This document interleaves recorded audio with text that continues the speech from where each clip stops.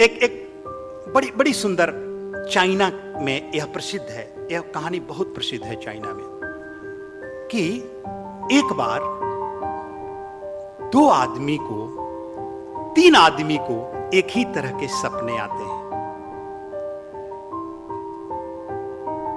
एक लकड़हारा को, एक ब्राह्मण को और एक राजा को, तीनों को एक ही रात में, एक ही समय, एक ही सपना आ रहा है। वो कैसा सपना? लकड़हारा देख रहा है कि वो लकड़ी काटने गया है और जहां लकड़ी काट रहा है उसके नीचे एक साधु बैठा है। वो साधु पानी पानी मांग रहा है। ये आदमी लकड़हारा उसको पानी पिलाता है। साधु कहता है कि मैं अब मर जाऊंगा, मैं यहां से जा रहा हूं गुफा में, मेरी मृत्यु हो जाएगी। तुम जहां मैं बैठा हूं उसके नीचे खोदो, 2 फीट नीचे अरबों की संपत्ति है, तुम लेकर चले जाना। लकड़हारा उस भूमि को खोदता है।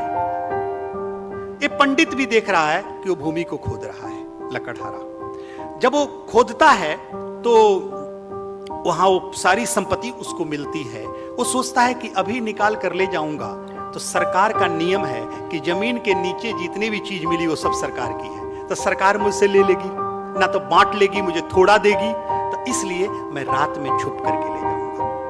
वहां वो देखकर एक लकड़ी डाल देता है और लकड़ी डालकर चले जाता है और सोचता है कि अंधेरा होगा तब मैं ले जाऊंगा 12 बजे रात में। वो 12 बजे रात का इंतजार करता है। तब तक क्या करता है, ये जो ब्राह्मण है ये भी देख रहा है कि वो गाड़ा हुआ है। ये आता है और उस संपत्ति को निकालकर ले जाता है और वैसे ही मट्टी को डालकर एक कील डाल देता है। 12 बजे रात में जब वो लकड़हारा आता है, खोदता है, तो उसमें तो सामान है नहीं। वो तो सारा का सारा ब्राह्मण निकाल के चला गया अपने घर। अब बड़ी मुश्किल, ये लकड़हारा रोने लगता है, परेशान होता है, कहता है मैं तो ठगा गया, मैं गलत कर गया, बहुत मुश्किल हुई, चिल्लाने लगता है। ब्राह्मण की पत्नी कहती है कि तुमने अन्याय किया, पाप किया, ये चोरी ही तो है, तुमने धोखा दे दिया। वो लकड़हारा देखा था, उसने खोदा, साधु ने उसको आशीर्वाद दिया, और तुम ये क्यों खोद रहे हो, क्यों निकालना चाहते? निकाल लिए। नहीं, इसमें लकड़हारा का भी हिस्सा है, उसको दे दो, उसको दे दो। वो पंडित क्या करता है, वो सारे चीजों को गठरी बांधता है और बांध करके ले जाता है कि लकड़हारा को आधा दे देंगे और आधा मैं ले लूंगा। जब वो लकड़हारा के पास जाता है तब तक राजा उधर से अपना सिपाही भेज देता है कि पंडित के घर में इतनी चीज पड़ी हुई है, एक चोरी करके लाया है, राज की संपत्ति है अरबों की, उसको लेकर आओ।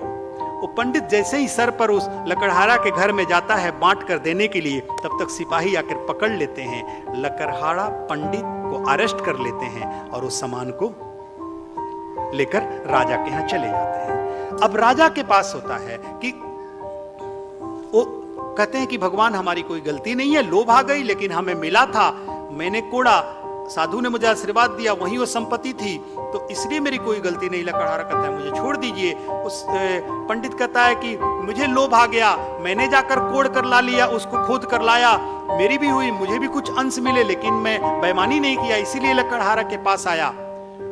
तो राजा क्या करता है, कहता है कि इस चीज को 3 हिस्से बनाओ, एक हिस्सा राज्य को दे दो, 2 हिस्सा जो 33% है वो तुम लो, बांट लो, और 34% राजा को दे दो।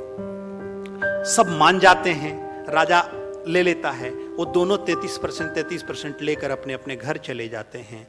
राजा कहता है अपने पत्नी से, रानी मैंने न्याय किया ना, मैंने न्याय किया ना, अन्याय तो नहीं किया। तो रानी कहती है चुपचाप सो, हमेशा सपने देखते रहते हो, ये सारी घटना सपने में हो रही है। रानी कहती है चुपचाप सो, हमेशा सपने ही देखते रहते हो, नींद खराब कर दी, अभी तो रात के 1 बजे, अभी सुबह कहां होगा। तो सारी घटना सपने में हो रही है। तो मेरे बंधुओं, आज तक चीन में इस कहानी की खोज होती रही कि यह सही घटना है कि सपना है। आज तक उसकी रिसर्च हो रही है। मुझसे भी उन्होंने प्रश्न किया बीजिंग में, मेरी इस पर स्पीच भी हुए। कहा कि गुरुजी आपको तो सब कुछ दिखता है, तो देखिएगा ये सही घटना है कि सपना ही है। एक कहानी, मेरे बंधुओं, महावीर यही कह रहे हैं कि हमारा तेरा जो जीवन है वो सपना ही नहीं, सपनों में देखा गया सपना है। सपनों में देखा गया सपना है। जैसे उस लकड़हारा को सपनों में देखा गया सपना, पंडित का सपनों में देखा गया और राजा का भी सपनों में देखा गया सपना है। सपना भी तो समझ में आ जाए, लेकिन ये सपनों में देखा गया सपना है, बड़ा दूर है, इसलिए तुमको समझ में नहीं आता है। तुमको एकदम सत्य मालूम चलता है, लगता है कि यही सत्य है, और तुम सपने में जीते हो। मेरे बंधुओं, महावीर इन सपनों में देखे गए सपने के आवरण हटा रहे हैं, एक एक हटा रहे हैं।